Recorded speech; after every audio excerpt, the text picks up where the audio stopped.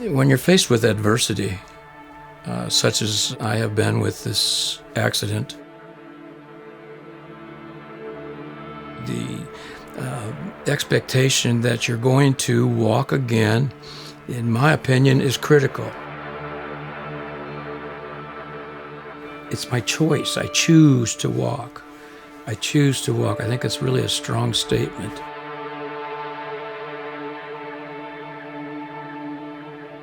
Well, Jim and I met in college at Otterbein, and from the very start, he was a really super go-getter kind of a guy. You know, he's one of these early morning guys. He's up, he's at it, he's gone, then he comes home, and then he's out there. I mean, he doesn't. He's the guy that doesn't let any grass grow under his feet. So he started out as a football coach, and he excelled at that, and then he became an administrator, and he excelled at that, and he got a master's degree and a PhD, and he excelled at it. If he wanted to do it, he was going to do it. So that's the kind of person he is. So when we got to what happened here with his health, it was not surprising that from the very beginning he said that he was going to beat this, that he was going to walk. Been in education about 47 years and thoroughly enjoyed my job and working with the people that I did. Being 70 years old, it's time to retire, and I knew it, and I was planning it, and I was excited about it. Really looking forward to enjoying my final years of my life, however long that's going to be, to sit back, relax, enjoy my family, enjoy some of the projects that I like to do some different things, travel a little bit. Truly looking forward to it. I was in my last month or two before I announced my retirement, and came home and went to bed that night and got up to use the bathroom, and on my way back through, I went through our master closet and I tripped over a stool. Didn't have any lights on. Wasn't a big deal to me, except I was flat on the floor and I could not get up. He's yelling for me, and he said, I tripped over the stool here, and he says, and I can't feel my legs. And the thing about Jim is he's had other things happen in his life where he always just overcomes it. So I was oddly calm when he said that, but I wanted to call the squad, and he's like, no, I'll be okay in just a little bit. Let me rest. Yeah, I thought maybe just it's temporary, take a couple Tylenol, get up, there's nothing wrong with you. I was in a lot of pain, but you still should be able to function. I knew that he was having some problems with his health, and you know, we were all wondering what was going down. I know he wasn't feeling good, and there was a lot of question marks, and the doctors had a hard time, and then finally he got down to Columbus, and they kind of got down to the bottom of it. The doctor said that he had an abscess on his spine, and that was what was causing the issue, and that he was going to do surgery that day, which was on a Sunday, and he said it was a Hail Mary surgery, and there were no guarantees. That he was lucky that he could not feel from the waist down, because where the abscess was, he was very close to having lost the use of everything from the neck down. So when I entered the hospital and the priest came in and gave me my final rites, was a real wake-up call to me, because I wasn't really ready to die. I wanted to live. I wanted to see retirement. I wanted to see my family. I wanted to see my grandkids. I wanted to do things and just really relax and enjoy life. And you know, and he had dealt with COVID, he had dealt with a couple other things, and it was all hitting him at once. And I mean, it had to be a low point in his life. And as active as of a person as he is, you know, we knew it had to be devastating. I was finally released after 86 days and came back home to Bellevue. And I was scared to death when he came home. I mean, I didn't know how I could care for him, and he came in pretty much on a stretcher, and he was pretty much bedridden. Your leg muscles are what's called volitional muscles. They move because you tell them to move. It's a conscious effort most of the time. Your trunk muscles, a lot of them are kind of reflexive. You don't think about staying upright all day. You don't think about controlling your posture. It just kind of happens. That's a really rudimentary way to describe it, but it gives you an idea of, how much you go through the day without thinking about certain things that your body just does for you. And then it's just drug out, and the longer I'm in the hospital and the more therapy I do. And the one occupational therapist, she said to me, she says, can you dress yourself? I said, sure, I can. I couldn't do it. I could not do it. And to me, that was a real wake-up call. That was a wake-up call that, hey, this is real. He called, I guess he was interested in doing outpatient therapy, and at first he did not have a very, let's call it realistic, picture of his condition. He was talking about, figuring out transportation and how that was going to work coming in for therapy and what our therapy facility was like. And he thought at the time that, well, I'll probably be driving myself in a couple of weeks, so this won't be a very big deal. But it took two of us even to just stand him up out of his wheelchair, and that was a struggle. Had a walker in front of him, had some aids for him to try and help and push and stand, and he didn't really have a lot in terms of self-assistance. Right away, he said, I'm going to walk again. But it was a long time before, obviously it's been over a year. So yeah, he that was what he wanted to do, but there were so many difficulties along the way that he would get frustrated, get angry, just like trying to move the wheelchair around and bumping into something, and then it just made him angry, and he'd just say, I'm just tired of this. I'm just so tired of this. I just want to get out of this chair. Walking is a lot more complex than I think we give it credit for sometimes. There's a lot of things happening that not necessarily are just about strength, but there's a lot of coordination going on. And it's not always about how big the muscles are, but how much information is your brain getting to your muscles so that they can function the way that they need to function. He felt bad, kept apologizing sometimes for, I'm sorry you have to do this. I'm sorry you have to take care of me like this. I'm sorry you have to do this. It was very difficult, and it was a long time before he began to see the beginnings of getting up on his feet. So you begin to wonder what you're going to do. Obviously, when something like that happens to your body, you get depressed. You start thinking thoughts that aren't necessarily good for your future health. I tried to talk with people and did so, and just decided that I was going to do my best to work through it.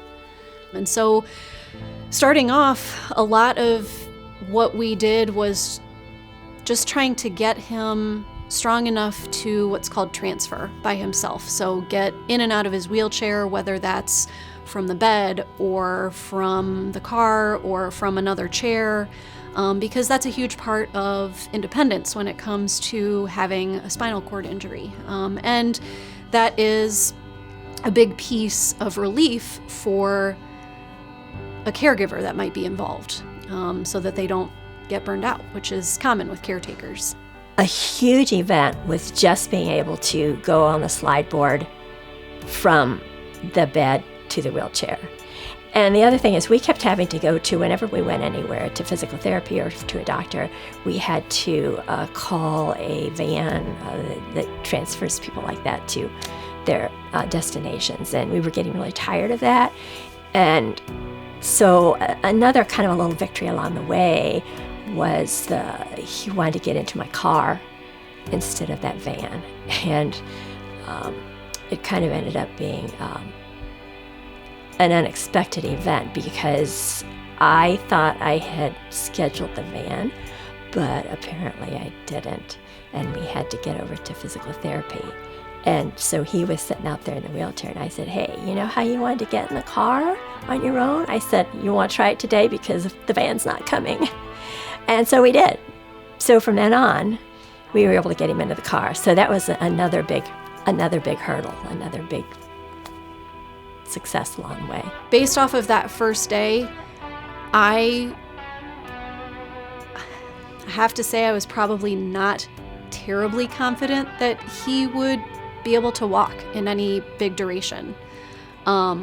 He's proved me wrong in that, which has been nice. On July 11th, 2021, I was on the parallel bars. I was able to use my hands on the parallel bars. It was the first time. Use my hands on the parallel bars to hold me up and try to walk. I had an aide on each side of me and an aide in the back of me with a wheelchair. And I was able to take 6 or 7 aided steps to the end of the parallel bars. And they were as awkward as anything I've ever done. I had no control of my legs. My legs wanted to cross. I couldn't feel anything in my feet, and yet pulled through that event. But I relied on a lot of apparatus, a lot of aides to help me. The physical therapists, they were just awesome. My goal is always just to get someone as independent and as functional as they can possibly be, and I always try to base that on what kind of life are they looking for. You know, I can have my own goals for somebody, but that means nothing if that doesn't match with what they want to do. You know, Jim wants to go to the hunt club. He wants to run his dogs. And one of the things that I've enjoyed my whole life is to be able to hunt small game. It wasn't about the game, but it was about my dogs and watching them in action and enjoying how pleased they were when they were able to point a bird. Those are just the best times of my life, and I've done that my whole life. I've hunted my whole life. And the Brittany's I have now are just wonderful animals. So coming home, I had to figure out, how am I going to be able to hunt? Yeah, he was super anxious to get out to go hunting. The dogs love to go hunting, and so that first season, he couldn't do anything. Thankfully, he's been able to find adaptive ways to do that. So I started to investigate some things, and I talked with a young man at the hunt club that told me about, it's called an action track chair. And it's like I call it a little mini bulldozer. It almost looks like you could go to war with it, and you're able to use a gun on it. You're able to get to the dogs easily, and was able to finally go out and take my dogs out for a couple days of hunting so far. He was super excited to get out to go to the hunt club, and so were the dogs. When we got his shirt out that morning, the dogs went crazy. They knew immediately where they were going. It was like they picked up from like practically 2 years ago without skipping a beat, which made Jim super happy. I don't golf. Okay, I don't gamble. I don't smoke. I don't drink. I just want to run my dogs. And for me, that was so important. So that's a big victory for him, and he sees the end sight. He said he wanted to drive, which I was scared to death about that. And so just the other day, he said he was going to take the truck down the road, and he said, "You're going to go with me." And I laughed and said, "No." And he went down the road and came back, and he seemed to do okay. So I got in the car with him, and we drove over just down the road here and back again. And so there's a lot of stuff that are all of a sudden now he's been able to do. But it started out with him just not being able to move his legs at all. He just told me that he's been able to drive, and that's, to me, is a great accomplishment. And when I know some of the doctors we're telling him, don't get your hopes up. So, I mean, that tells you right there, that sometimes it's mind over matter. At this point, he is able to walk. I think we did maybe 4 laps around our gym without stopping the other day. He does still use a walker, but he's very functional with his walker. He can stand up and sit down without any help. He can do a lot of his own, what's called self-care transfers. He can work at his tool bench. He can work in the barn without Sue having to worry too much, as long as he's got his walker close by. And I know that Jim is a tinkerer, and so to give him that freedom and that independence is a big deal, not just from his physical well-being, but for his mental well-being as well. Keeping a positive attitude was key for me. It's hard to do when the odds are against you, and if the consequence is I have to be in a wheelchair the rest of my life, so be it. I didn't want that, but so be it. And as long as I can function individually with or without a wheelchair, that's what had to happen. His positive outlook, like I said, sometimes it can be unrealistic, but I don't think necessarily that that's a bad thing, because it keeps him coming back, and when he's in here, he'll try whatever we ask him to do. And not necessarily having so much fear about trying something that either he's going to fail or he's going to fall or something's going to happen. He's willing to put himself out there. And so that can be a big aid for your own forward progress. It's like visualization, that you see yourself actually walking, that you're going to do it. You know you're going to fall, which I've fallen a lot. But you can't stop. You have to have that drive, that inner drive, to keep things positive. That's just who he is from day one, from the day I met him till almost 50 years later now. So, yes, I think that has definitely been good for him, and it will be good for others in the future. With regards to my wife, I don't know that I would have made as much progress as I have without her. I'm so appreciative of her and the things that she has done for me. So between the two of us, we've gotten through a lot. I don't have all the answers. I don't pretend to have all the answers. In fact, I didn't have any answers when all this happened. But I got to work on it. I read a lot, talked to a lot of people, questioned a ton of people about different things, and am I going to walk again? And the doctors would always say, well, we don't know. Sometimes it's funny, sometimes it's scary, sometimes I cry. Sometimes we're angry, sometimes he's angry, but we've gotten this far with his determination. He's a tough guy. He's really a mentally tough guy to fight through what he's been through the last couple of years. It's been a joy working with him. He's one of our favorite patients. He's got a great combination of dedication and humor, not just about life in general, but about himself. And so I really appreciate that about him. That's made him a really great patient to have around. And so just last week at physical therapy, he walked down the length of the parallel bars without holding on. So he is on his way to his goal.